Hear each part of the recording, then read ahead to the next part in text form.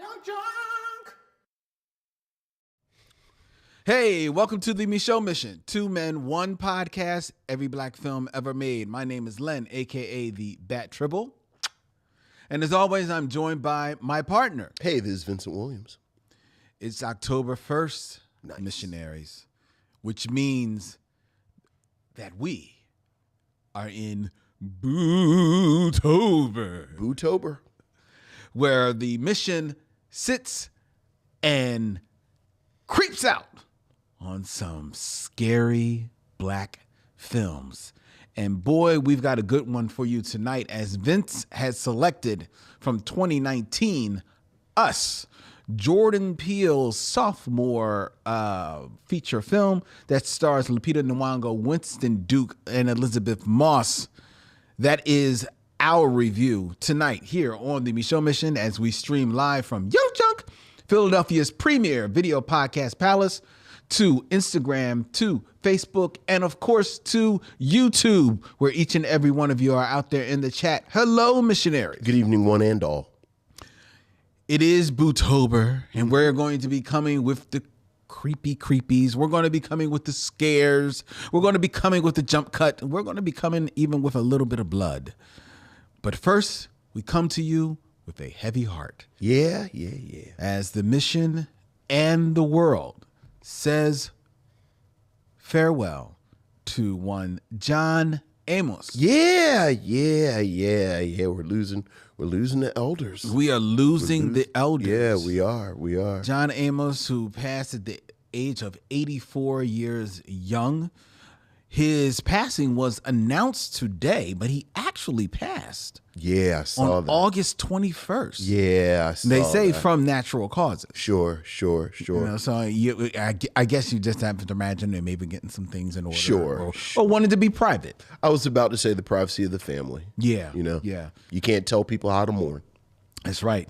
John Amos, who is a favorite here on the mission. Absolutely. Has been featured in our reviews of Coming to America, Let's Do It Again, and also probably his other 2 classic roles are in the historical TV miniseries Roots. Yeah. And Forever and a Day Yeah. will be known from his role in Good Time. Yeah. I think we have to officially repeat the sentiment that so many of us have done today and quote Florida when his character, James, died and say, damn. That's right. What do you got to say about the passing of John Amos? I mean, you covered basically it. He's iconic. You know, absolutely iconic, as much as he is a favorite of ours from the movies, and certainly he was quite memorable in Coming to America as playing a character who was every bit the equal of a king, portrayed by James Earl Jones, which says so much about John Amos. He was funny, he was charismatic, and then you and I, of course, love him, absolutely adore him from, as you said, Let's Do It Again, where he plays the mobster Kansas City Mac, who was enjoying some gumbo and wouldn't know why these people were doing all this loud talking with him. And I always, I do have to say, I tend to forget that he played older Kunta Kinte in Roots. But when you think about the iconic moments from Roots, the moment where grown Kunta Kinte holds up his daughter is John Amos. I mean, just the fabric, just part of the fabric, and he'll be missed. And he's not, they certainly don't level up in classic stature to James Evans in Good Times and Kunta in Roots. But I was first introduced to John Amos actually as the sports caster on Mary Tyler Moore as Gordie Howard. Sure. And this is what I am amazed about John Amos, because he is a person that has a distinctive face, right? But in very much, he reminds me of Gene Hackman in that despite how familiar you are with his face, when he sits in a role, you see him in that role. That's a good point. Right? Yeah. Like, because Gordy was in Mary Tyler Moore, and like he wasn't like a regular, but he was like a semi-regular recurring character on the show. But he definitely was there for the laughs, and he brought the laughs. James Evans, he was comedic, but he also, you know, you felt that he was the father of that house. He was the patriarch of that house. Absolutely. Of that house. But you also felt, despite the age disparity, that he had developed a relationship. He was in a loving relationship with Florida. You know, Yeah, absolutely. with his wife, right? Then you go to Roots. He blows the doors off in Roots. And then I also remember that he plays the... he actually is also on the West Wing, because on the West Wing, on the first few years of the West Wing, he is the not commander in chief, the military. Right. Yeah, it's not basically the Colin Powell character. Right. The Colin Powell character. Colin Powell. And he is phenomenal in the West Wing. Yeah. Right. Absolutely. But and you believe him in that role. You just believe him. You think about him in Let's Do It Again, Kansas City Mac. He's like this street, you know, hustler, but he's badass. Man knows how to wear a suit. Right. You know what I mean? Right. He's no joke. And I was reading about his bio, about how he had gone out to play professional football. He played football in college. And he didn't make it on a professional level, not like far on the professional level. He made it to semi-pro football. Sure. But he did, when he did actually try out for the Miami Dolphins, the coach, Hank Stram, told him, hey, you're not a football player. You're a man that's playing football. Interesting. You know? And I was like, you know, that's right, because he's not a football player despite his stature. He's an actor. He's a phenomenal actor, and he was a phenomenal actor from the beginning all the way to the end, and he will be sorely missed. I've actually missed him for the last few years, because they talked about doing, like, there've been some West Wing reunions and things of that nature, and he was never able to be a part of it for one reason or the other. Well, you know, it's he would pop up here and there, like two pop-ups that I remember. You know, I've mentioned a few times that during COVID, I went on a Love Boat rewatch. Yes. He's on a pretty memorable moment on Love Boat, and to your point, he plays an ex-football player, but it being the Love Boat, they're wearing tuxedos and evening gown, and the man was wearing a tuxedo, much like he's wearing a suit in the aforementioned Let's Do It Again, and looks like a gangster. Yeah. And he's super believable. Another moment I think of, and I always think about this because in the scene, it's just him and Bill Cosby, where there's an episode of The Cosby Show where he plays Cliff's physician. And he's telling Cliff, you know, you have to be healthier and you know, kind of change your diet. But what I always remember about the moment is that on The Cosby Show, starring Bill Cosby, and this is like the third or fourth year, so like you're right in the pocket. In a set that's not that big, he's holding his own. Oh, yeah. You know, so it's like the two of them, and you realize that this is someone, as you just said, you miss seeing. Like, I wish John Amos was around more. Yeah. So. You get the idea that he probably is like one of those guys that they like to call an actor's actor. An actor's actor, and I get the sense he wasn't pressed. Like I'm going to take a project if I want to take a project, but you know, you get the sense he kind of enjoyed being a family man, enjoyed his life, and I'll do this if something tickles my fancy. Yeah. But it doesn't seem like he was someone that just had to be. No, because he was doing his thing. I Right. see even in the comments, Ron Covington's mentioning that he did his one-man show, Haley's Comet, for a number of years. Yeah, so he was his own man. He's like, yo, I'll be good right over here. Definitely be missed, and they very rarely make actors like him anymore. Nah, So. very true. Very true. All right. All right. Okay, so John Amos, rest in peace. Our condolences to his family and loved ones. It is now time for us to hear from you, missionaries. That means your emails, or as we like to call them, Missives from the Missionaries. So what else is going on, Lynn? we have emails, Vincent. Ooh, missives from the missionaries.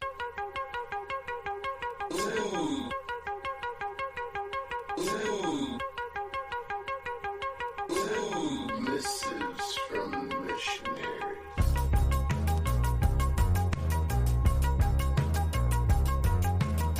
Missives from the missionaries. Vincent, we have an email from Corey. In Vogue and Boys to Men is the subject line. Okay, hey Corey. Good morning, Len, Vincent, and missionaries, and happy early Bootober. Oh, well, thank you. I almost had the urge to call Len, Lenny, or Leonard. Oh.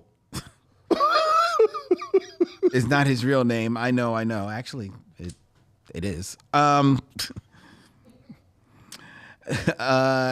the time of this writing, I am jumping back and forth to the jazz and soulful Diana Reeves, and of course, my favorite forever, the incomparable Phyllis Hyman. All right. On this cloudy Monday. Okay, all right. I really enjoyed the conversation about the Black movie years. It's safe to say that 1992 may be my favorite Black movie year thus far. I mean, you have Boomerang, Juice, Malcolm X, Deep Cover, and, okay, Mo Money. A stacked year for sure. The 1994 lineup, I wished it was Crooklyn instead of Drop Squad, but yes, that should be a new segment. Well, we'll see about that, Corey. Do you guys ever think about how Boys to Men and In Vogue have similar career trajectories? Interesting. Think about it. Both groups didn't really have a lead singer. Both groups could sing. They brought back harmonizing like the groups from the 60s and 70s, and they were big during the 90s. In Vogue, especially from commercials to singing theme songs on Black television like Hanging with Mr. Cooper and the last 2 seasons of Rock.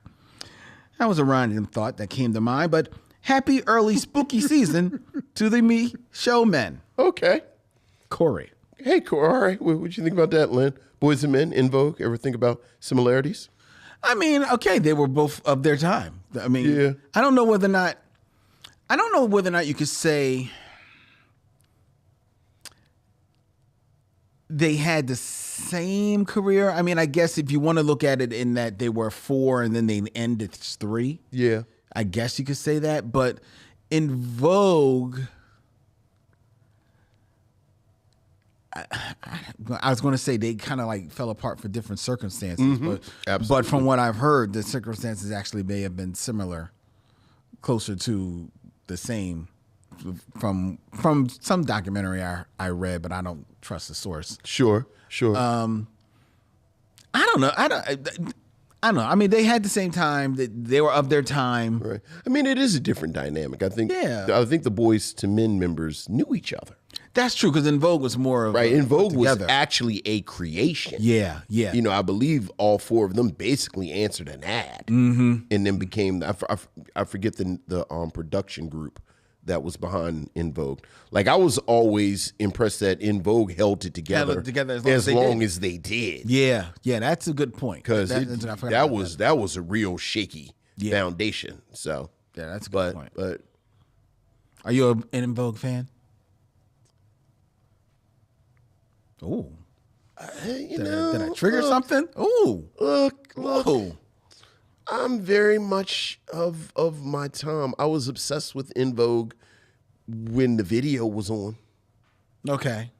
Like the first video, Giving them something I can. No. Well, even giving them something, even that video was amazing. But by then they were like In Vogue. I'm talking about Hold On. Oh, Hold On. Yes, right. Like them in them little black dresses. Yeah, I had never, like, I actually took my breath away first time I saw that video. Yeah. And then their video presence was something. But if I'm being brutally honest, like if a song comes on, they're all right. Really? Good radio fodder. But like, I'm sure I bought that first cassette, but. So they're not your top 5 girl groups? Probably not. Okay. Are you an En Vogue fan? I'm a fan. I'm a fan of theirs. I'm saying I don't know if they would be in my top 5. Right. I've never put together. I always just felt like, not to cut you off, for women who sang as well as they did, the music was really overproduced. But yeah, and really kind of slick. And I know they never were given a chance. Right, to just like, right. And I know that was of the moment, but yeah, it was just really, really slick. Yeah. Now that is one thing I've never saw them perform live. Yeah, me either. So I'm curious of whether or not the live show is where you actually felt them. Right. You know what I mean? Right. So just like saying that, I'm thinking like, yeah, the videos, it sold me, and like, they're good looking women, and they could sing. And they could sing. They definitely could sing. Right. They could sing. But I really do need to see you live to really like feel like your presence. Right. You know what I mean? Like, I was never a huge SWV fan, but I saw them perform. And they won me over. Now, see, I am a SWV fan. No, and I became one. No. I mean, I like that album. Like the Sisters with Voices album. Like, of that kind of post En Vogue TLC cohort, SWV is my favorite group. Yeah. No. Yeah. I'm there too. Like when you said En Vogue is not in my top 5 groups, SWV is. And they're not bringing up the rear. Oh, yeah. No. Yeah, so... And Boyz II Men, as a Philadelphia native, are you contractually bound to like Boyz to ride for Boyz II Men? I believe so. Yeah. Okay. All right. Yes. But I am unabashedly a Boyz II Men fan. Okay. I've enjoyed a lot of their music. I enjoyed their production. I've seen them live at least twice, maybe 3 times. I've enjoyed it every time that I've seen them. Sure. So yeah, I'm a Boyz II Men fan. All right. I'm kind of the same way with them that I am with En Vogue. Like, I think I think they can sing, but the production and the songs and and I've mentioned this before in Motown Philly, where the brother with the deep voice says, and you go in all the Philly cheesesteaks you can eat. Yeah. It has always confused me, because how many cheesesteaks are you eating? Like, he says, in all the Philly cheesesteaks you can eat. Like, there are people like how many are you eating exactly? Well, I've seen some people. Like, do you get punked at Max's like I get punked?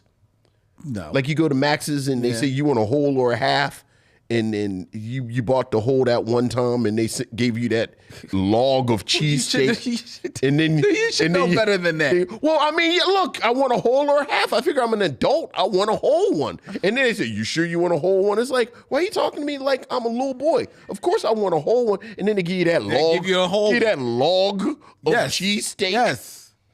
Yes. Then the next time you come back, they say you want a whole or a half, and you just have to. I'll take a half. I'll take a half. You sure? You got a whole one last time. Right. So when Michael's in all the cheesesteaks you can eat, he's like, damn, like, how many cheesesteaks are you eating exactly? Like, I feel like people who get cheesesteaks and fries are sociopaths. First of all, some people can put away cheesesteaks. Second of all, yeah, watch that. Second of all, while I don't think he meant this, okay. If you came to Philly and you only know cheesesteaks from the tourist joints, meaning South Philly, sure, you can eat 2 of them small bad boys. Okay. You know what I mean? So there you go. Well, why would you? Because they taste like garbage. Okay, but that's people don't know. They don't know that. They don't know. That song was for the masses. You know, sometimes I feel like Philadelphia is hostile and does that on purpose. Like, I feel like y'all funnel people down to Geno's. Because, like, you're keeping the good stuff for yourselves. Well, I will say this. Like you go to Geno's and there are no Pennsylvania tags down there at all. See, I will say this. We may not funnel people down to Geno's, but we'll funnel you. We'll funnel you down South Philly. We'll let you go to Delisandro's. We keep it Max's. Keep it Max's. We keep it Max's. Keep it Max's. Yeah. That's why Max's. You don't see it like there ain't a tourist line outside of Max's. Right. No. You go to Max's, you get a pair of socks. You get socks. Buy a lizard. Look, man. Look, Max's might as well just say Walmart underneath it, man. Right. Max's, especially back in the day of the bootlegs. But a lot of respect for Boyz II Men. Let me be clear. A lot of respect for Boyz II Men. It didn't sound like it, but okay. Let's move on. All right. We got another email. This one is from Michael Lockett. Hey, what's up, Michael? What's up, Len and Vincent? Both the present episode to end Doc to School month, Tell Them We Are Rising, and my time travel landing spot, Sorry to Bother You, were both amazing forms of edutainment, to quote one of my favorites, KRS-One. Mm-hmm. Tell Them We Are Rising, which we reviewed last week, was touching and really gave me more insight into a world I thought I really knew well. My dad worked for 3 HBCUs, Lincoln, Winston-Salem State, and Virginia State. Nice. I was around this world all the time, and this film shed so much light on its origins and the fight to get it to what may be a golden-ish age. I love learning, and to me, that one idea is at the heart of this film. If it wasn't important, they would not have tried and would continue to try to stop us. Sorry to Bother You may be one of the greatest filmmaking debuts of the last 50 years. Fight me. Mm-hmm. No, don't fight me. I'm about peace and love. But I do stand 10 toes down on that statement. Boots Riley made an unforgettable, quotable, stylish film right out of the gate. Every watching gives me another key to his filmmaking ciphers, which is broad, his Easter eggs to extend knowledge to and about our culture. Indeed, Sorry to Bother You is a very strong debut. Oh, I'm sorry. Was the letter over? No, he has 2 questions. Go ahead. But go ahead. No, go ahead. No, did you watch But I'm a Virgo? I started it. I didn't finish it. I haven't finished it either. I got distracted, but I watched, I think, the first 2 episodes, and I think I watched the first episode. Yeah. Right in that same pocket. I'm like, thank you, Michael, for writing, because it just reminded me. Let me circle back around. Yeah. Okay. 2 quick questions from Michael. Okay. Question 1: did you guys do an episode where you switch roles, and I simply haven't gotten to it? No, Michael. No, we've not. We've not. And Vincent has stated that will never happen. As some of the greatest poets of our time put it, Radiohead, everything in its right place. Question 2. I know Vince thinks Spike is 100% in the conversation for the greatest first 5 films of anyone, but yeah, I do. Who would you 2 put on a list of the greatest directorial debuts? Ooh. Does Boots make the cut? All the best, Michael Lockett. Ooh, it's a lot of people that come out the gate. Nice. Yeah, there's a lot of people. I'm Boots Riley. I was going to say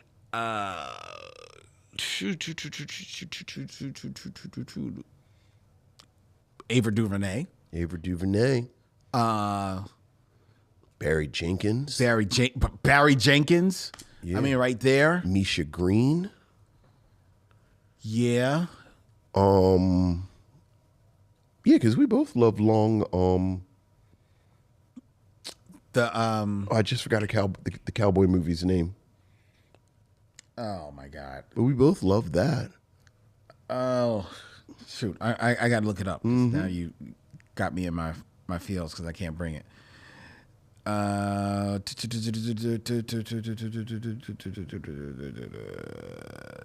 Cassie Lemons. Cassie Lemons made a very strong debut. Yeah, Cassie Lemons. Tonight's featured director, Jordan Peele.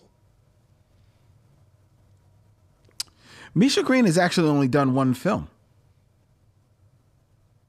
The Mother.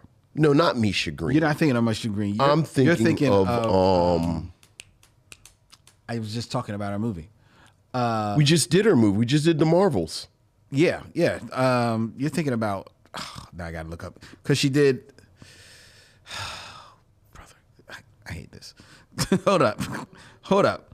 I see. I'm not looking at the chat. I know. I'm not looking at the chat. I don't want to. I don't want to see. Don't at me. I don't want to. Be quiet. It is. Where's it? Nia DaCosta. Yeah. Because she did Candyman. That's what. And she did Candyman. Mm-hmm. But her first film was Little Woods. That's what it was. When you said long, you had. I'm saying the long trees. Yeah. Little Woods. Yeah.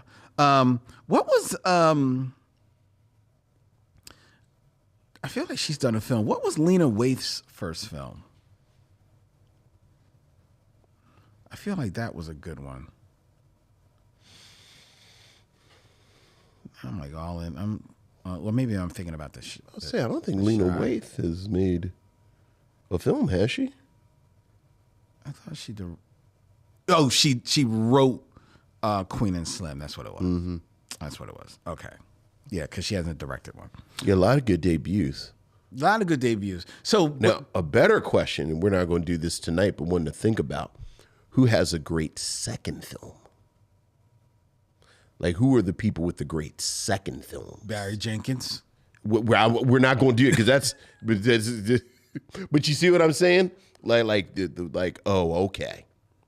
Julie, first films, Julie Dash. Oh yeah. Okay, all right. Okay. Well, that was. Thank you, Michael, for that email. We have one more that I selected for our talking to. We're talking about this night. I am all over the place. And nope, we don't have another one. That was it. Okay. So. Okay. All right. Moving on. It is now time for the top five. Top five. Who's your top five?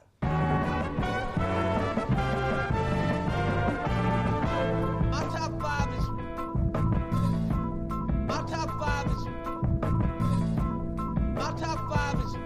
Top five, where I give Vincent a list and he lends his scintillating commentary to it for our entertainment.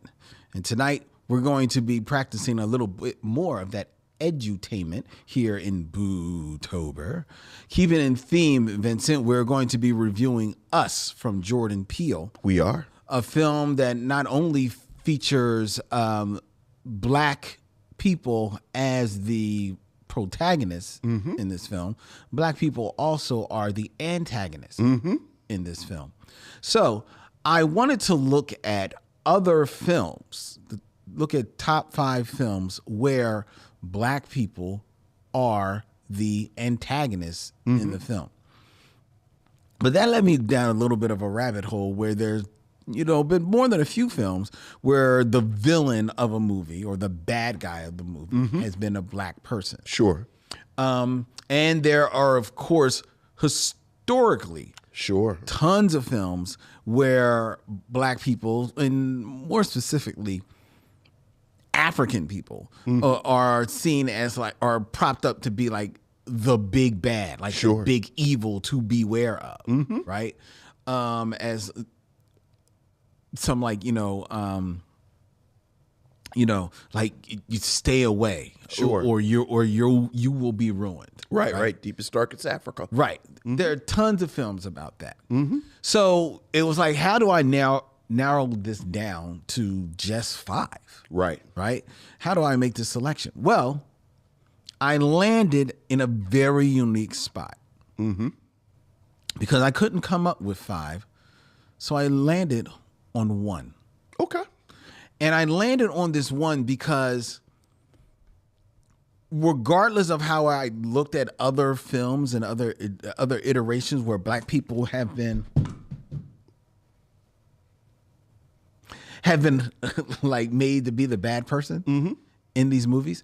I could not find any situation that was more egregious than this. Okay. All right. And this goes back to 1915 Okay. with Birth of a Nation. Of course. Which is 100 and going on 110 years old. Absolutely. Film from D.W. Griffith. Yes, right. That purports to show the how the Ku Klux Klan would rise up. Right. Well, yeah. Go ahead. I'm sorry. Go ahead. Rise go up ahead. to save America. That's right. From the wickedness and the evil of black people. Yeah. In this country, in the wake of I think the assassination of Abraham Lincoln is well black people get into positions of power. It's almost like an alt history. Right. It's almost a little bit of like speculative fiction, right? As it were. Yep. Birth of a Nation, which was originally called The Klansman. That's right. A landmark film that chronicles the assassination of Abraham Lincoln by John Wilkes Booth and the relationship of two families in the Civil War and Reconstruction eras over several years, the pro-Union Stonemans and the pro-Confederacy Camerons. The film was controversial even before its release, and it's remained so ever since, as it has been called the equally the most controversial film ever made in the United States and the most reprehensibly racist film in Hollywood history. It's been denounced for its racist depiction of African Americans. Mind you, these are not African Americans in this film. Right. These are white people in blackface. Yeah. The film portrays its black characters as unintelligent and sexually aggressive towards white women. Thus, the Ku Klux Klan are portrayed as a heroic force necessary to preserve American values, protect white women, and maintain white supremacy. Yes. And another reason why I wanted to land on this was because at 110 years old, the fact that this was made even in 1915, which is after slavery. Oh yeah. Which is, we need to be reminded that this happened, because what happened in this movie, what is depicted in this film, is literally what is happening on the streets of America today. And if certain people get their way come November 5th, it will be what is happening on the streets legally the very next day. And we need to be reminded of that. Yeah. Look. It's actually really appropriate that we're talking about it, because when you look at the history of black film criticism, there were oh my goodness, I wish I had a hotline to my house. It's sitting right on my shelf. It's a book I read last year about the history of black film criticism. And there were certainly black film critics before 1915.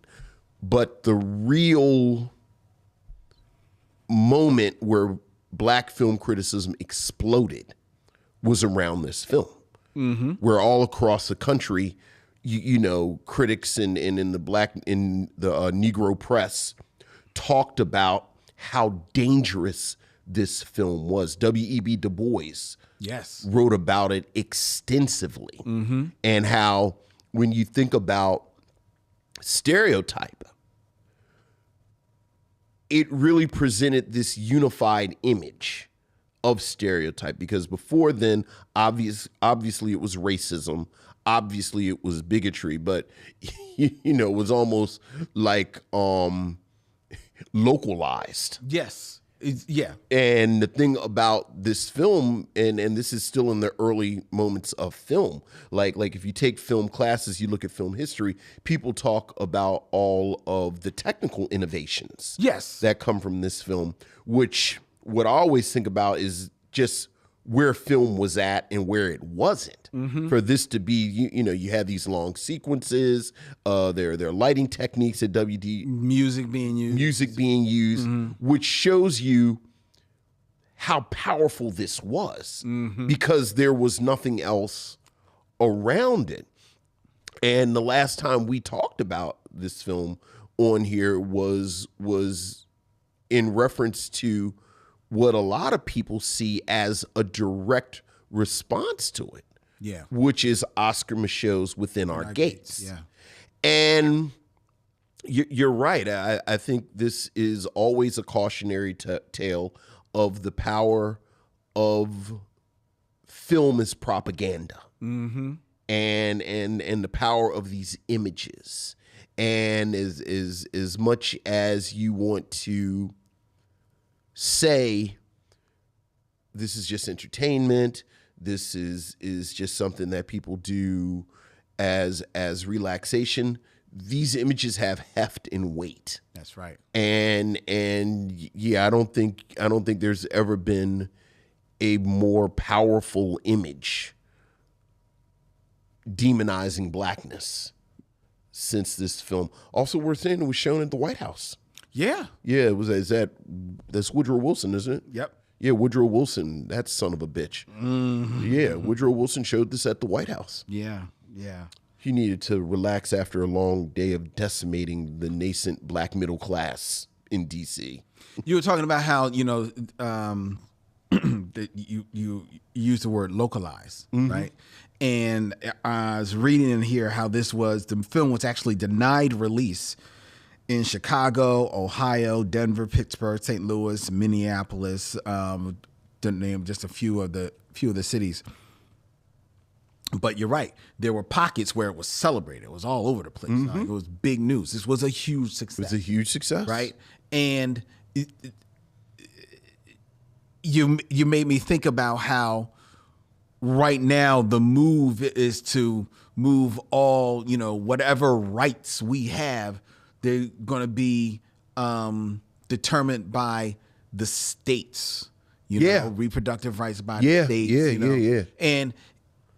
And it's all just a way of just chopping at the rights that we have so that, there can be like these little fiefdoms and then they will amass together. It's man, also worth pisses you to pointing out that the Ku Klux Klan was dying out before this film came out, and this sparked a resurgence of the Ku Klux Klan. Yeah. That really carried on until the 40s, when to bring it back to our other nerddom, they talk about on the radio show. On his radio show, Superman fought the Ku Klux Klan. Yeah, and that really kind of crippled them in the public eye. In the public eye, because they didn't go away. Well, but I do think it is important. But you're right. Like there is this moment where the Ku Klux Klan was seen almost like the Masons. Yes. They could operate or in the Knights of Columbus. They could operate in the daylight. They would march in the daylight. They would do all of this stuff, and then after this radio show, and I always forget this man's name who infiltrated the Ku Klux Klan and then released a report about him. At least it turned into something that you had to be ashamed of, which, as you said, didn't necessarily change the membership, but it changed the dynamic of how people operated within the Ku Klux Klan. Yeah. So, but Birth of a Nation. Birth of a Nation. All right. And trust me, that's enough for fun.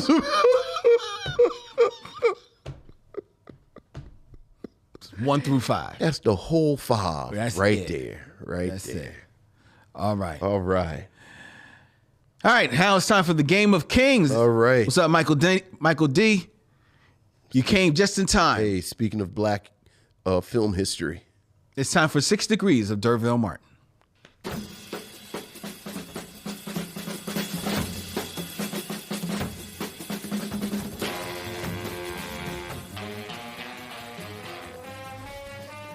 6 Degrees of D'Urville Martin, where Vincent has 6 films or less to connect an actor of my choice to D'Urville Martin, that superhero of the 70s who fought the KKK, the man, and anything that came in his way.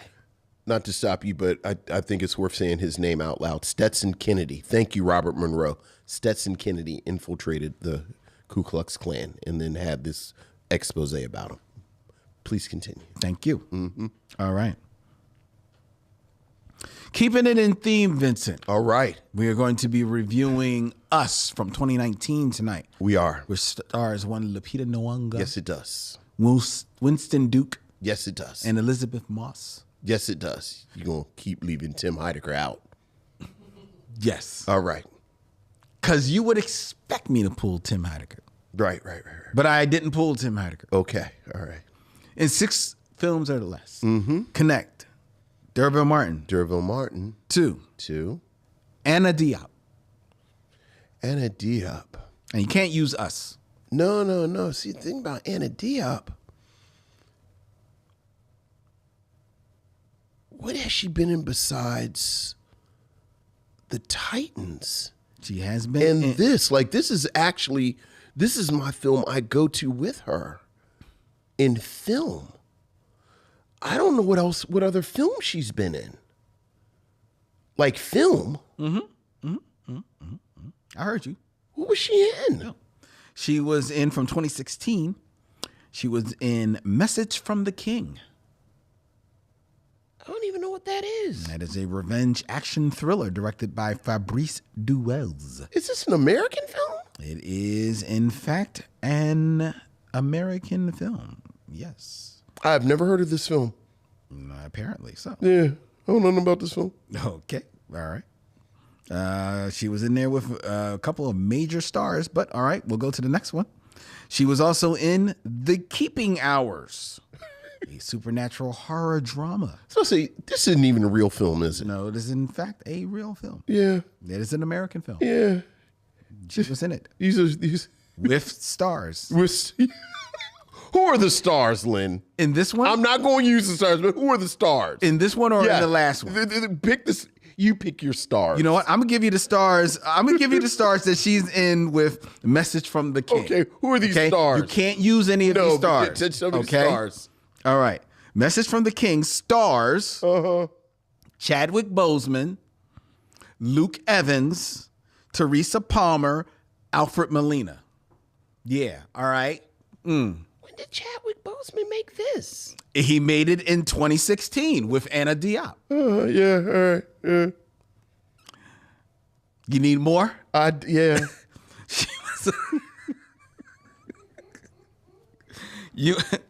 She was also in from 2022, Nanny. Oh, she sure was. I actually wanted to see Nanny. I don't remember anybody in Nanny because is she the star of Nanny? She is the star of Nanny. She's the star of Nanny. Yeah. I don't know. Slick with your mouth. Yeah, I don't know who else was in Nanny though. Stop looking at the chat. I'm not leaving. No. Yeah, I don't know. Do you want me to give you the stars of who else? Well, she is the star. Yeah, I was about to say, I know that was her vehicle. She was in there. Okay, this may help you, but it's a little obscure name. Yeah. Michelle Monaghan. Or Monaghan. I think Monaghan is how you. Oh, you would know her if you saw her. Show me her picture. Are you serious? You don't know her?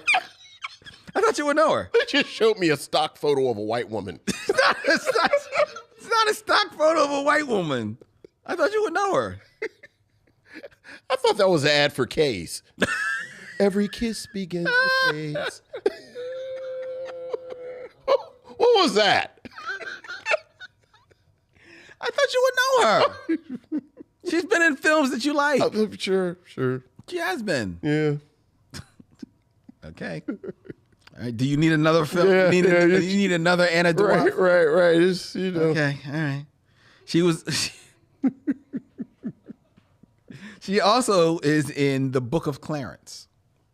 Okay. All right. Did you see the Book of Clarence? I haven't seen it yet. I've heard different things. I know. Yeah. Yeah, my sister tells me I should see it. Really? Yeah. But I don't know whether or not she's saying I should see it because she wants to talk about it. Sure. Or I should see it because she liked it. Sure. She refuses to say. Sure. All right. Well, sure. Let's keep it in theme then. Okay. Because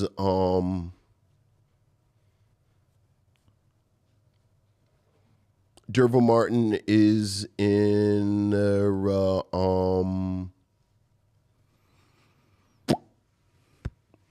I don't want to do this.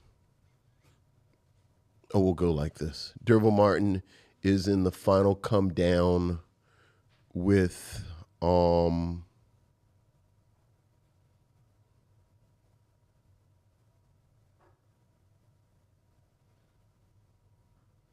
no, I'll go this way. Derville Martin is of course involved on the black hand side with Dick Anthony Williams. Dick Anthony Williams is in Mo Better Blues with Denzel Washington. Denzel Washington is in Malcolm X with Delroy Lindo. Mm-hmm. And Delroy Lindo is in The Harder They Fall with Lakeith Stanfield. There you go. Who is in the Book of Clarence. Very good. With Anna, no. Yeah, with Anna Diop. Anna Diop. Yeah. Very good. Speaking of Delroy Lindo, you saw your show hasn't been it's been canceled. Unforgiven. I The one with Unprisoned. Unprisoned. Excuse me. With him and You know what? I'm glad we got 2 seasons. I didn't think we were going to get 2 seasons. So, and it ended well. Okay, so it didn't end on like a cliffhanger. No, it didn't. Not really. Okay, not really. Like it was one of those. This character that we've alluded to just rang the doorbell, and then like she opened up. It's character that we've alluded to, and then it's like, ooh, I wonder who they're going to cast in that role. Oh, but no, it ended fine. All right. All right. Next, we have keeping in theme and 6 films or less. 6 films or less. Connect Derville Martin to this other star from Us. And you can't use Us. Can't use Us. Yahya Abdul-Mateen III. Yahya Abdul-Mateen. Well, the more interesting. Let's. I'm going to get to him. Interesting. I'll get to him interesting. So Derville Martin is in, because I want to get to him interesting. It's a lot of paths to him. I want to get to him interesting, though.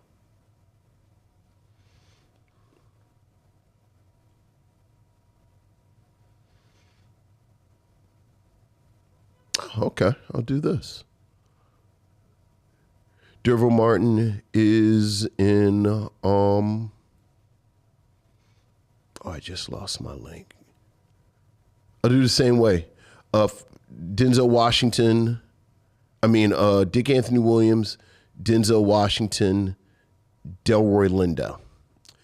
Delroy Lindo is in Clockers with oh my God, I just lost him. It's his first film in Clockers. The brother, bald-headed. Mekhi Phifer. With Mekhi Phifer. Mekhi Phifer is in Soul Food with Michael Beach. And then Michael Beach is in Aquaman. There you go. With Yahya Abdul-Mateen. Very good. Very good, Vincent. I was going to use Cinda Williams in One False Move to get to Michael Beach, but we've gone that way before. Yeah. So I wanted to. I just watched One False Move again. How you like that? Oh, that's a good time. That was a good time. That's a good time right there. It's actually, they were on TCM. Mm-hmm. They were interviewing Carl Franklin. Nice. So they showed One False Move and Devil in the Blue Dress. Nice. That was That's nice a good time right there. Double had a good time there. Yeah. Night, man. Yes, me, my tea, and my chocolate chip cookie. Yeah, that's a good time. I had a good time. Yeah. Yeah. Well, there you go. 6 There you degrees of go. Durham 6 Martin. degrees Well of done, Vincent. Before we get into our review, a couple of things, short notes. We definitely marked the passing of John Amos, rightfully so here on the mission. But I would be remiss myself if I did not also mark the passing of one Dame Maggie Smith. Sure. Who passed away earlier this week as well. A huge star of film and television. But she's been around so long that so many people probably grew up with her as an old person, an older actress, in the Harry Potter films. But she had a phenomenal career before as a younger actress in American and British films. And there's a whole nother segment of the population who more recently fell in love with her on Downton Abbey, which I am actually in the midst of a rewatch in commemoration for Dame Maggie Smith. Absolutely. So And you also got to shout out Sister Act. Yes, because she's found her way to the mission on Sister Act. Yeah. One of the seminal films of the Micheaux missions. Yeah. So rest in peace, Maggie. Yeah. Maggie Smith. You're a fan of Maggie Smith. I Look, know man. you joke. Look, But I'm not joking at all. I mean, you know, Yeah. you joke about British stuff. Yeah. I joke. To be clear, I don't joke Maggie Smith. I joke you. Yes. In your old white lady fare. The jokes are 100% directed toward you. That is very true. But yeah, I like Maggie Smith. Yeah. Yeah. Well, we definitely will miss Yeah, it was always good to see her show up. Yeah. So we also, I mean, it's a shame, but it keeps happening, people. We also had another person that we lost fairly recently, and this is someone who we just saw, John Ashton, who played Taggart on Beverly Hills Cop. Yeah. Not just a few months later, he just recently passed Yeah. as well. And look, we all could see in Beverly Hills Cop 4, Just about. he was definitely a man who, Like you could tell he really just wanted to be a part of this project because and they wanted him. and they wanted him, but yeah, you could tell. Yeah. Yeah. So, rest in peace, John Ashton. Our condolences to his I'm family. glad he was able to do Yeah. Beverly Hills. And we were able to take one more Right. look at him Right. in the role that really he's most famous for. Sure. And you get the sense that the three of them, Judd Hirsch and Eddie Murphy, like the three of them actually liked each other. Yeah. So It's very interesting, especially with him passing so soon after the film. You almost now forgive that he is in a lot of that film. Judge Reinhold, he gets Judge Reinhold, I said Judd Hirsch, yeah. Judge Reinhold, he kind of gets sidelined for a lot of the movie. Right, and you would think It would be the other way around. I was thinking the same thing when I watched it. Yeah, but now you wonder whether or not that was maybe a little bit more calculated. Like, let's give him the last hurrah. There you go. Because so Yeah. it's beautiful. Yeah. All right. One more question, and this is totally self-serving. Okay. When you order Chinese food, Okay, sure. first of all, do you eat Chinese? I do. I enjoy it. Okay, so Yeah. when you order Chinese food, Sure, when I enjoy. what do you order? What do I order? What's your personal order? My personal. Like, what do you usually eat? I usually. Yeah. I like cashew chicken. I like kung pao chicken. Okay. You know. You have a favorite? Like, you have a usual go-to? like chicken fried rice or Okay. chicken lo mein or Okay. if I'm really you do- like if I'm feeling like if I'm feeling bad, I'm getting older, I can't. But I'll get some chicken egg foo young and add broccoli because that'll make it healthy. It's like the worst thing. It's like the worst thing ever. But it's so egg foo tasty. young, Yeah. not the broccoli. Broccoli is healthy. Well, scramble 4 eggs and pour gravy on top of it. Like, I'm pretty sure chicken egg foo young is like shrimp toast. Like they invented it to kill black people.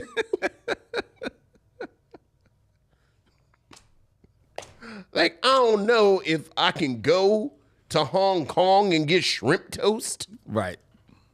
And 5 chicken wings fried hard. Right. But why are we...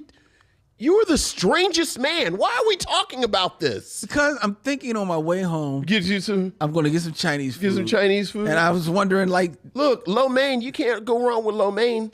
Yeah, thinking about that. So maybe get some... All right, see, my order is usually made fun. Okay. I like some... and usually I get Singapore made fun because then it's like basically a house special and it's a little spicy. Okay. That's what I think about getting. All right. But I wanted to know, maybe you had an alternative selection. Maybe you offered something that I'm like, I might think I'll get that. No, I'm pretty straight ahead. You're straight ahead, like it's just regular.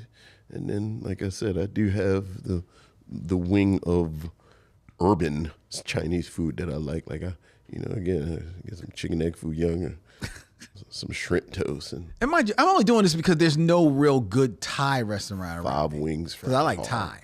Oh, I think there's a nice Thai spot in not near me. Oh, not near you. Okay, yeah. Yeah. All right. Near me. Yeah, I know a couple of nice there are a few nice spots. No, we have select Thai spots here. Sure. But not near me.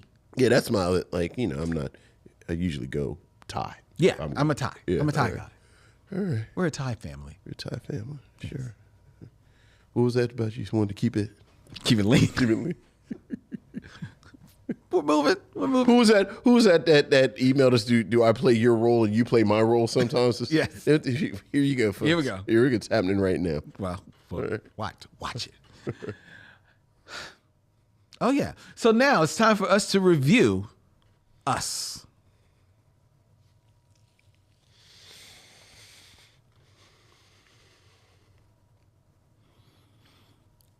Us, a 2019 psychological horror film written and directed by Jordan Peele and starring an ensemble cast that includes Lupita Nyong'o, Winston Duke, Shahadi Wright-Joseph, Evan Alex, Elisabeth Moss, and Tim Heidecker. The story follows Adelaide Wilson and her family, who are attacked by a group of menacing doppelgangers called the Tethered. This film premiered in 2019 and was a critical and commercial success, grossing $256 million worldwide against a budget of only $20 million. And Jordan Peele's sophomore effort as a director. It received praise for Peele's screenplay, direction, Lupita Nyong'o's performance, and Michael Abel's score. And since then, it has been cited as one of the best horror films of the 21st century. Vincent, what say of your selection for tonight's stop in Bootober of Us? Well, before we start, part of the reason that I've waited so long to talk about this movie is because I do believe this is a film that it's best you kind of go in cold and see it and wanted to wait a long time so people have had an opportunity to see it. If you are listening to this review and you still have not seen the film, I'm going to speak for Lynn and say regardless of how much we do or do not enjoy the film, I think both of us will land on you need to go watch it. Yes. So if you're waiting to hear, are we going to say you need to go watch it? Go watch it. Come back. From this point forward, I will be speaking as if you have seen the film. Yes. So spoilers ahead. Spoilers ahead. Having said that, I think that since Get Out, every film that addresses social issues, every horror film that has addressed social issues, whether it has been made by Black people or anyone, like any sort of film, Get Out has been the framework in which that is discussed within. And certainly as Jordan Peele's second film, the shadow of Get Out. It's huge. Looms large. And the thing about Get Out is, in a lot of ways, it's this very elegant film. Like, it's got this very straightforward narrative of body horror and people stealing your body. And just before you get to the social concerns, I think it is this really tight film, just as the filming. And then when you bring in the social aspect and commentary, that also works in this very strong way. And then you land on what has become a classic already. Exactly. Get Out.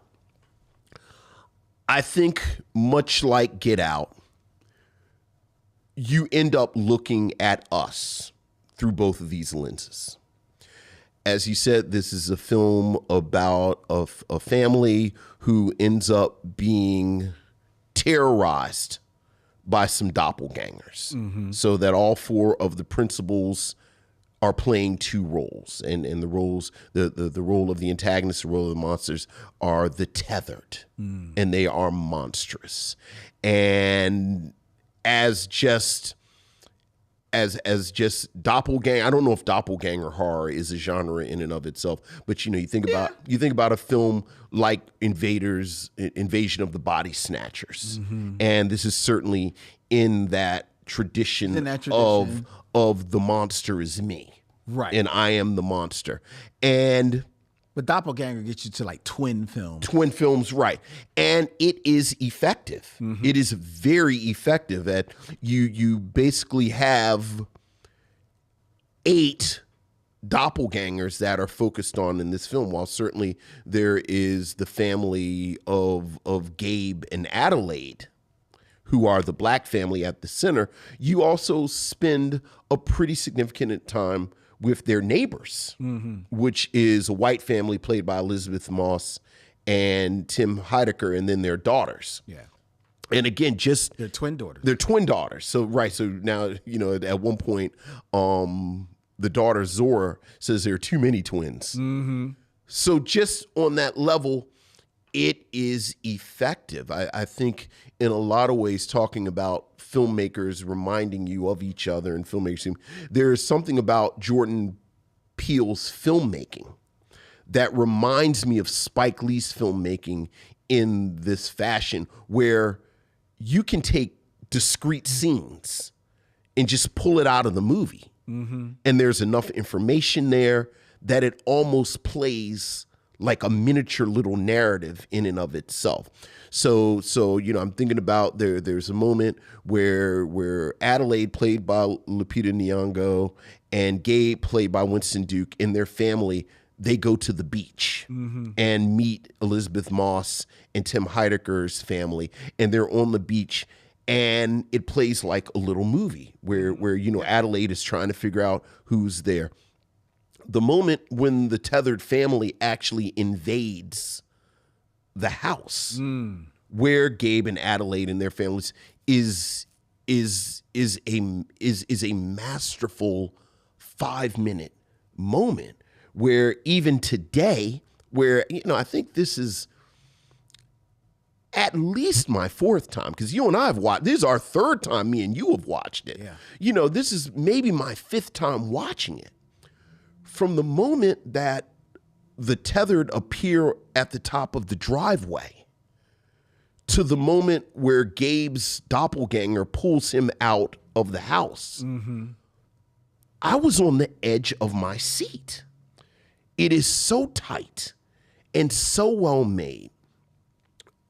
Moments between the various doppelgangers fighting each other, all done really well. There's a sequence in Tim Heidecker's and Elisabeth Moss's character's house, yes, where the main family go in. That, again, this is a film that establishes that Jordan Peele is a great filmmaker, just filmmaking. And from beginning to end, I think this is a film that you can enjoy without social commentary. You can just enjoy on a superficial horror film level. And then there is the social part of it, where the tethered very much are representative of the underclass. They're representative of sort of disenfranchised folks. And much like we talked about with when the levees broke, it hit different after COVID for me.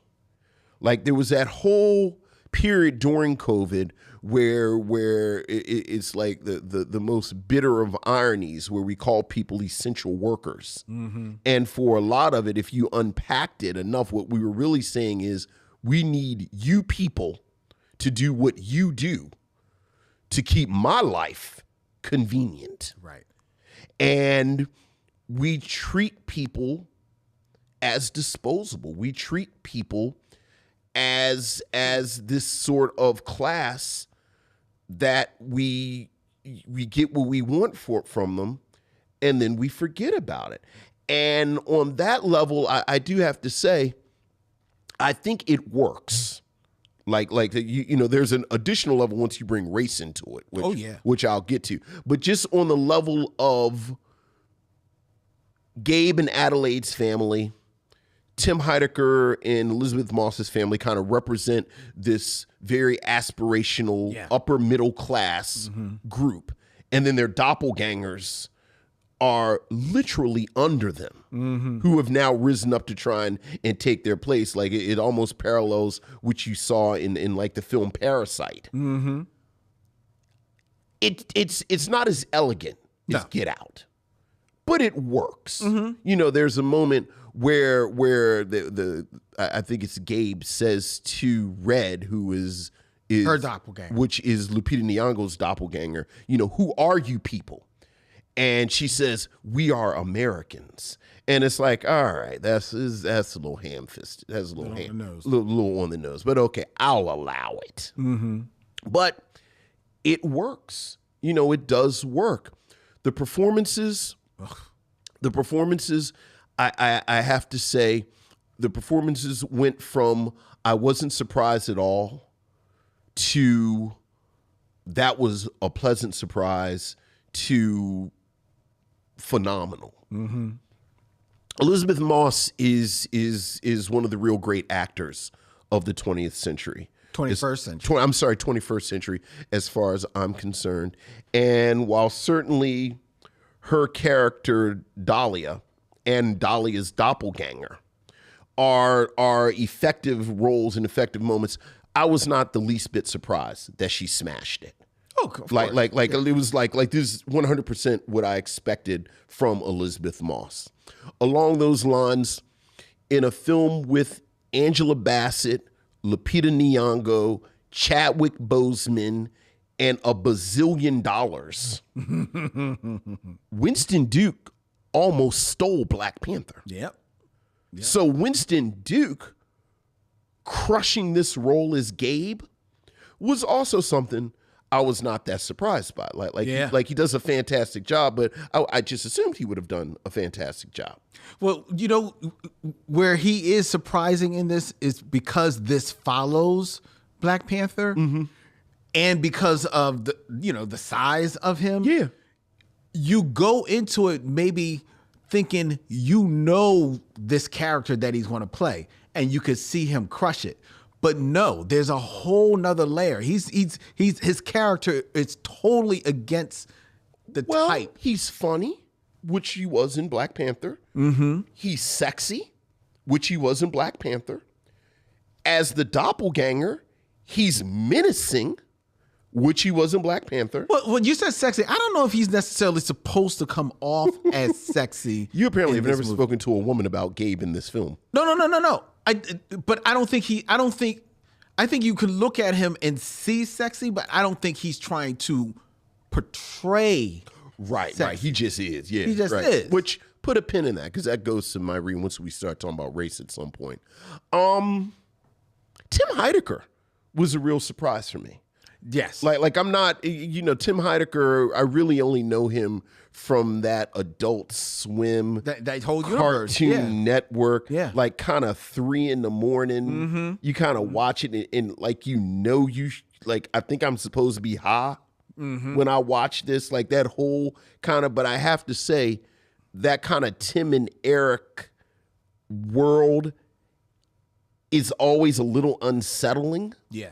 And I think Tim Heidecker nails this both times. Like when he plays the character who is the main version of himself, Josh. Josh is kind of funny frat boy, but there's something underneath there. A little. Yeah. Like there's some energy underneath there that's a little uncomfortable.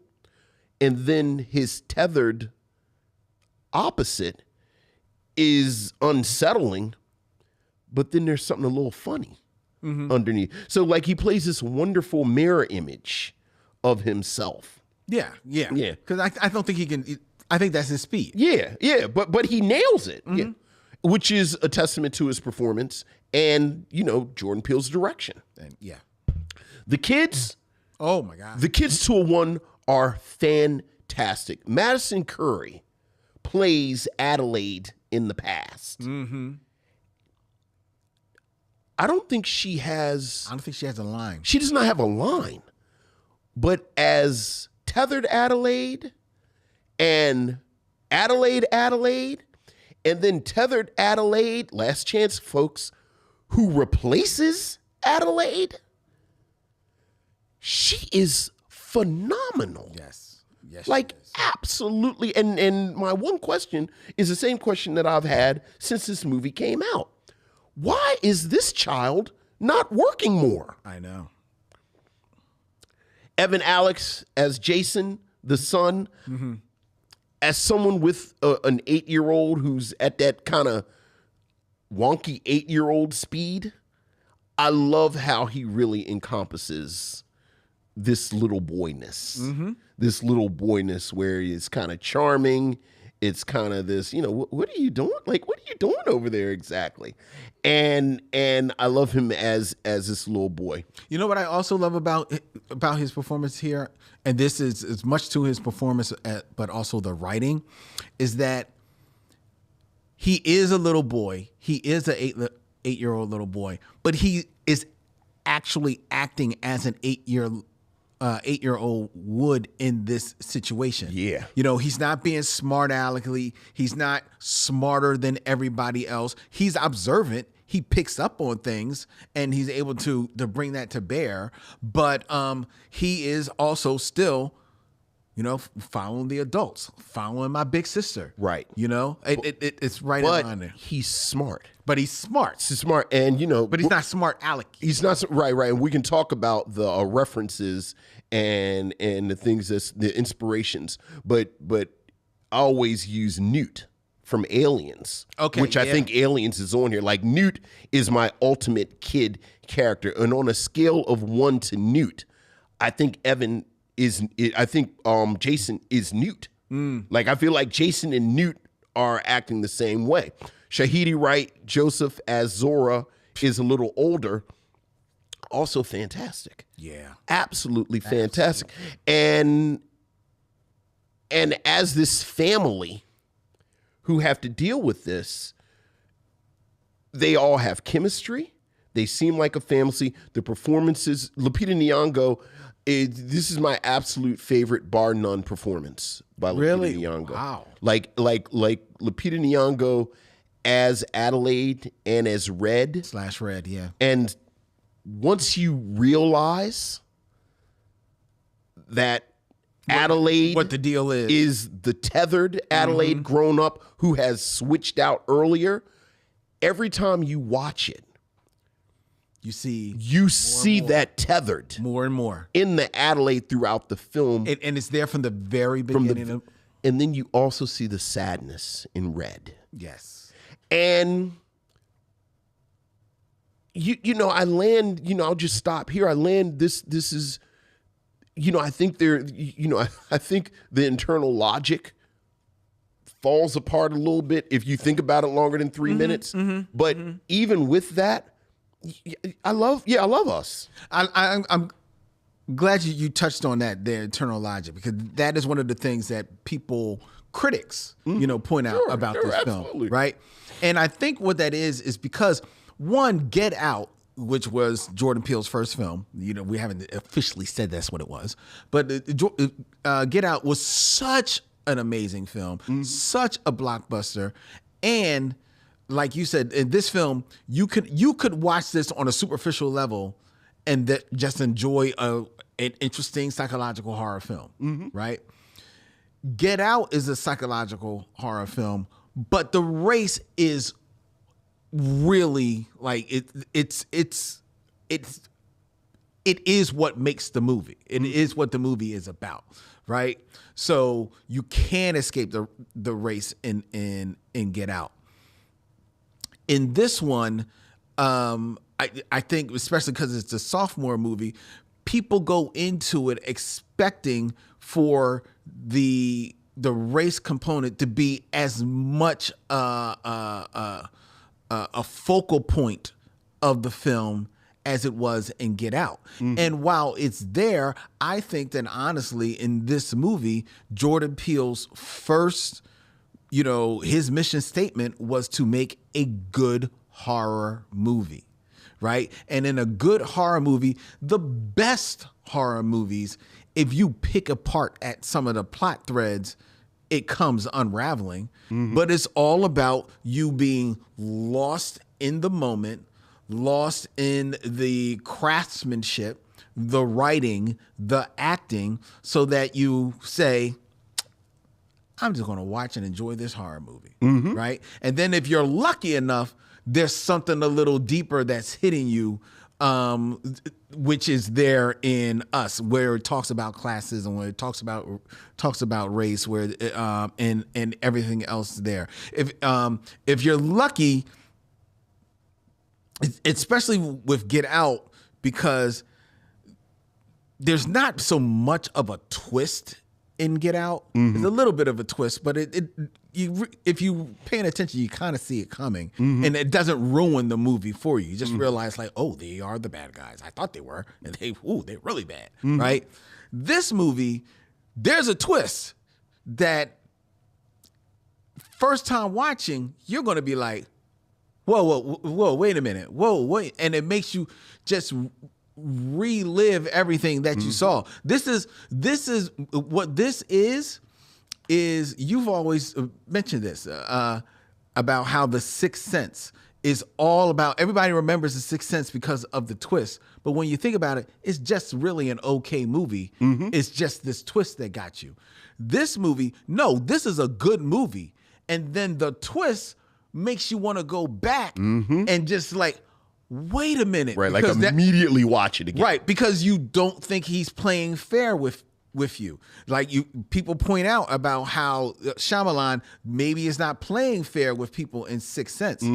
I am people. Right. Jordan Peele, he's playing fair with you from day one. You just gotta pay attention. Yup. You got to pay attention. And if you pay attention and then you get to Lupita Nyong'o, because as you said that, I'm like, wow, her best performance, this probably is her best performance. And I love Lupita Nyong'o and almost everything I've seen her. Of course. But you're right. Because as fair as he's playing, it still is very underplayed that she is actually the tethered as Adelaide. So you would miss it. It comes out more and more as the movie goes along, but it's there at the very beginning, and just some subtle ticks, some subtle head nods, some subtle like inflections of how she speaks, rhythms that she can't quite catch. I was about to say she snaps off rhythm. Like you really start seeing it, right? All of that marries together to giving you what you go to the movies for, is just to have an experience. Yes, you want to take in a film, you want to take in a good movie, but you also want to have an experience. You want to have something that you're going to be talking about afterwards. Yes. Something that you not only wholeheartedly recommend to people, you want to go with people to watch it again because you want to see, did you get it? Did you catch it? Did you catch it? because I caught it. Oh, wait a minute, it's something else. You know, Right. like you want to be in on that scene. Like you said, this is like a fifth time watching this film. I'm sitting watching. I'm like, oh, still, Yeah. man. I mean, like it's just an amazing craftsmanship on record. And you talked earlier in the show about, the question is, what are some directors' best second films?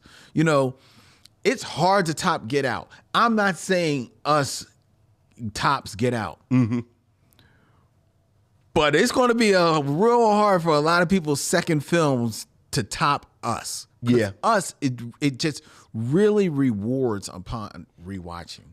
Yeah, and speak, just reward as you say. I think this is a film rewards you two ways. I think this sort of almost film nerdy way, or in film nerdy as in looking for the clues. Yeah. like you said, they really kind of set it like one of the references is that they are filming The Lost Boys Yes.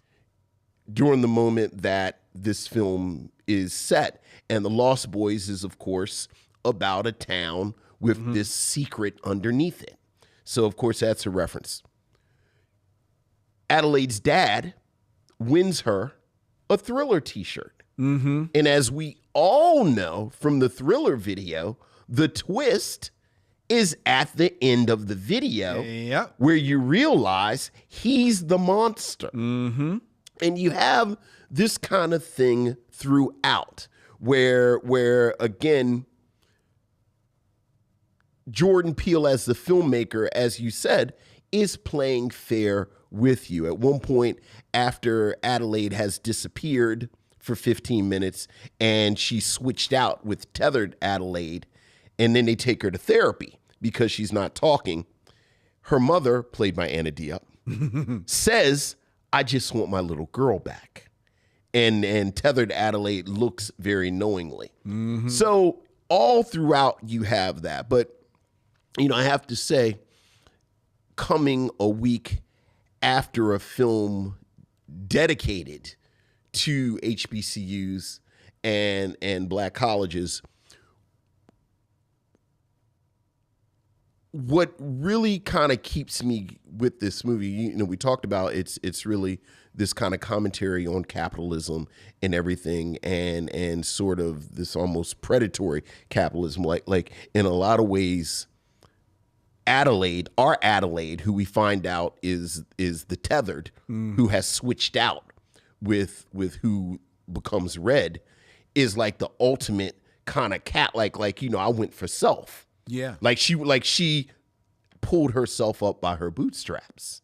And the problem with the way that we operate in this capitalist world is that oftentimes it is a zero-sum proposition. Like, for me to get mine, you got to lose yours. I got to take an L. Right, exactly. And even by the end, when you realize that the Adelaide you've been cheering for the entire time is the tethered Adelaide, you are left with these complicated feelings where it's like, well, Red brought her family out, and Red basically sets it like Red, the tethered Gabe takes Gabe out. Zora and her doppelganger, they race. Like, they actually race.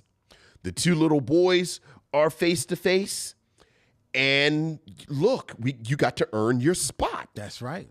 And apparently, these are the four that earn their spots. And what's more American than that? So you have these very complicated feelings, but then you bring race into it.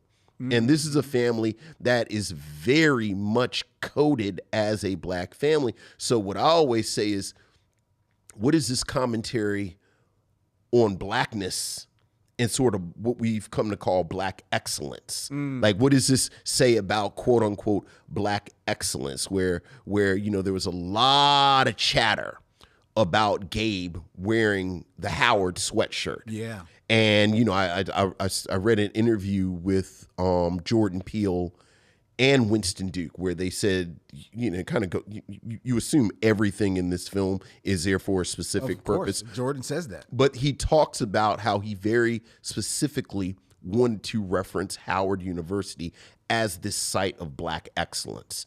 And, even something like the little girl's name is Zora, like it's the most Black middle class name ever. You name your little girl Zora. But what does it say that this Black family that we would look to as aspirational, this is the price that is paid? I always say the cheat code to Jordan Peele movies is he kind of he gives you the stakes. Pretty like, what are the stakes of this thing? And Get Out, Daniel Kaluuya, like that beautiful first scene is Daniel Kaluuya, and he's shot very stylized, and he's a good looking guy, and it's all of his photography because the character is a photographer, and you realize that the stakes are this man's life. Right. Like you understand how they want to take this man. Nope. They set it up with the prologue on the television show with the chimp that goes crazy. And that Nope is about the danger of spectacle and what happens when you try to control a wild animal. Like wild animals are actually aliens. And then that sets it all up. And I always say, like, this setup is, it starts with the Hands Across America commercial. And they never make it clear whether or not it is Adelaide or tethered Adelaide who's watching the commercial. Right. I've assumed that it's tethered Adelaide watching it, and this is her trying to learn and figure out how to operate now that she's above ground. But then it goes to this moment in the car. It's like this beautiful moment in the car with this Black family, and Winston Duke is kind of goofy dad, and Lupita Nyong'o is sort of angelic and beautiful, and she's asleep, and the kids are in the back, and it's almost like a sitcom. Yeah. And it's like, well, this is the goal right here. Like this is who we want to be. And again, what do you do to get this? I have a friend who says that that's sort of the end goal of the Black middle class is to find a comfortable space within a system of white supremacy. And it's like, wow, that's like, but it's like you ain't trying to break. I'm just trying to find my space in this thing, this little pocket. And so much of this family is finding its own little pocket. Like, I love the fact that they are a unit. Like when they show Tim Heidecker and Elisabeth Moss's family, they are woefully unprepared for any of this. And they're taken out immediately by their doppelgangers, as opposed to Adelaide and Gabe, where, there's a moment where they but then they figure it out. They figure it out. Train. They got little codes, like, show them your tricks. And as you said, how it plays differently once you know what's going on with Adelaide. There's a moment where Zora says she wants to quit running track because she, and then Gabe, her father says, yeah, but what about making the Olympics? And she said, well, I'll never make the Olympics. And Adelaide says, in the most aspirational Black mother way, oh, you can do anything you want. If you set your mind to it. That's right. Which many of us have heard a version of that. Look, you can do anything you want if you set your mind to it. But when you realize that the person saying that, what they've done, that it only through the force of her own, when she put her mind to it, it kind of like what is happening here.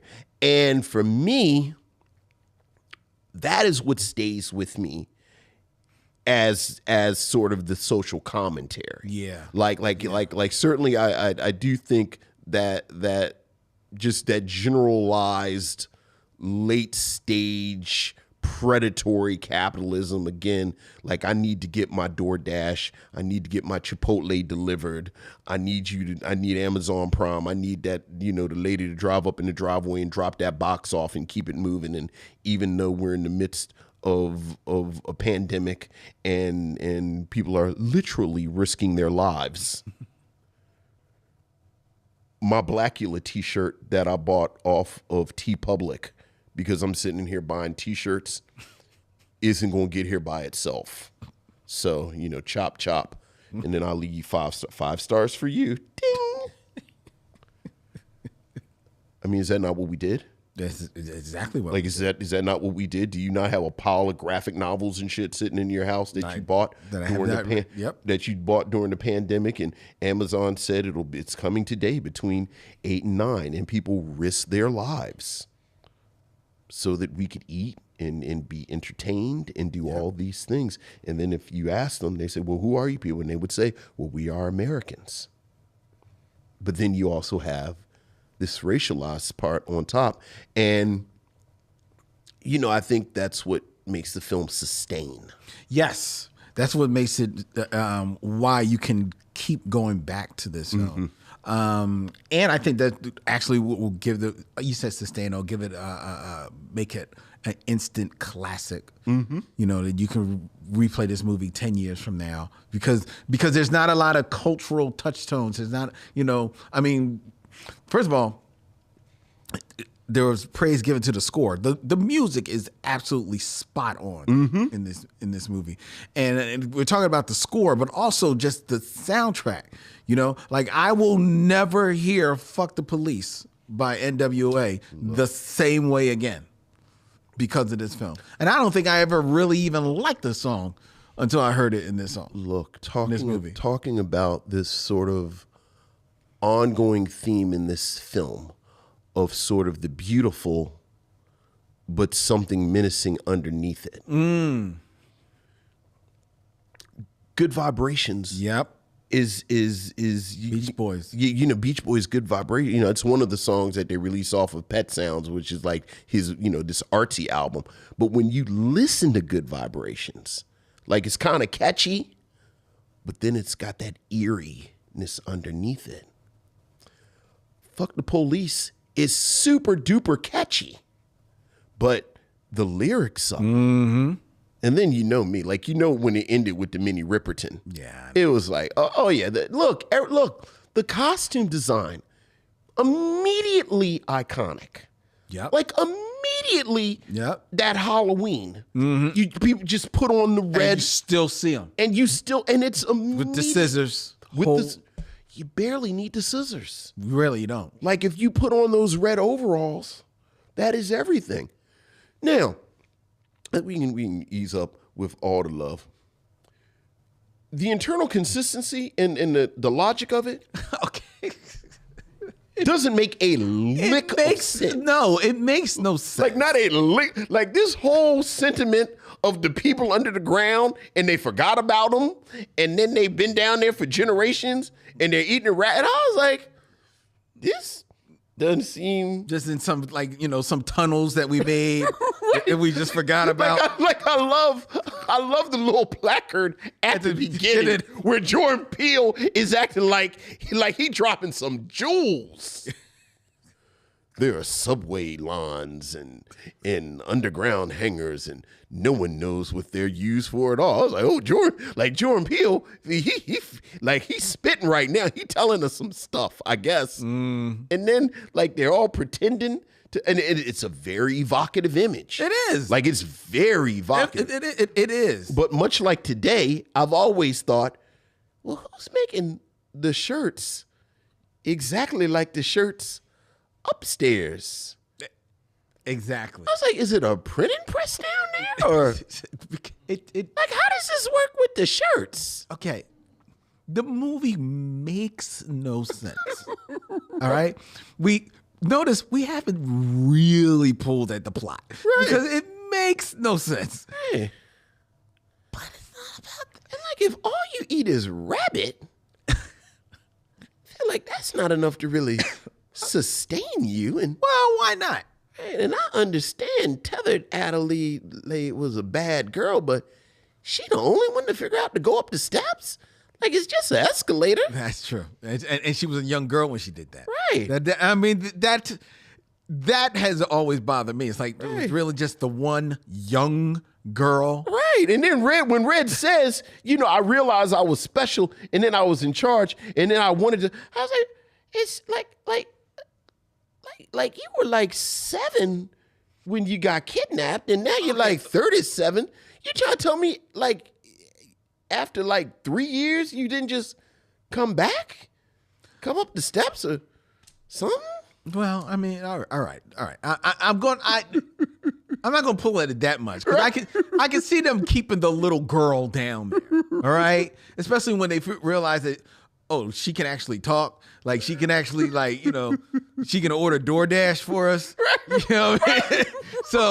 So I can see her not going up the steps, and then as you said, she spends her formative years. Right.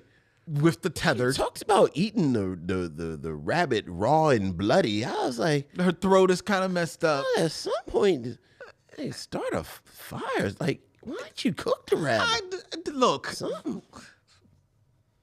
Okay. I just had questions.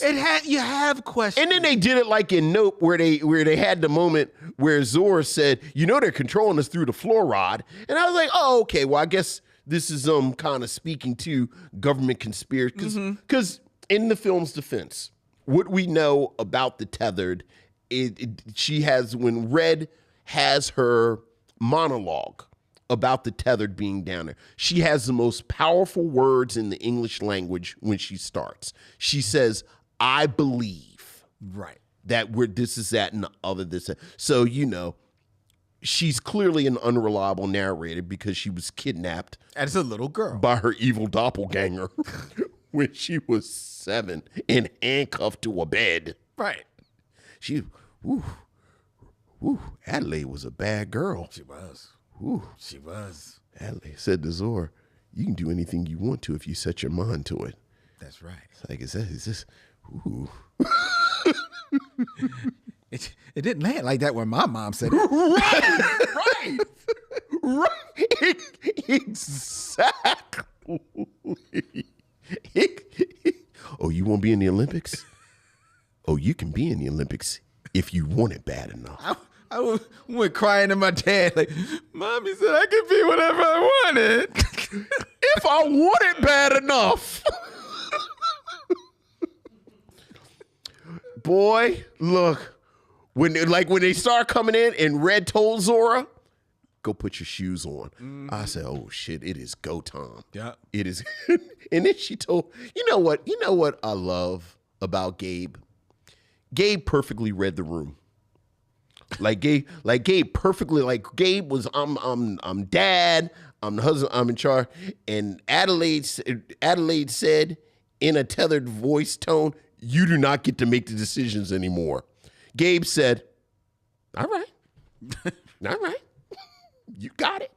Yep. Winston Duke, ladies and gentlemen. Winston Duke reading the room. So would you recommend that people see Us? Absolutely. Look.